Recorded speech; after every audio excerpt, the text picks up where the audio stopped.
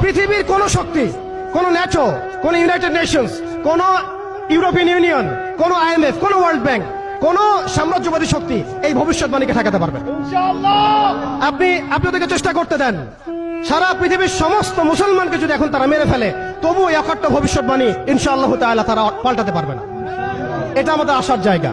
এটাই হচ্ছে চূড়ান্ত বিজয়। এবং ঈসা আলাইহিস সালামের হাতে আগামী 40 বছর, লিখে রাখেন আপনারা, এরপরের 40 বছর ওই বাইতুল মুকাদ্দাস থেকেই সারা বিশ্বে ইসলামী খিলাফা কায়েম হবে ইনশাআল্লাহ। যে খিলাফা শব্দটা এখন রাজনৈতিক ভাবে আপনারা নিতে পারেন না, হজম করতে পারেন না। আমি জানি আপনারা জানেন না, অনেকেই এটা অজ্ঞতার কারণেও হতে পারে, তারা হয়তো জানেন না, আমরা জানাতে এসেছি। এই যে খিলাফা শব্দটা তারা নিতে পারে না, এই খিলাফাই হবে পৃথিবীর শেষ শাসন ইনশাআল্লাহ তাআলা। এই খিলাফা দিয়ে বিশ্ব শুরু হয়েছিল, এই খিলাফা দিয়েই বিশ্ব শেষ হবে।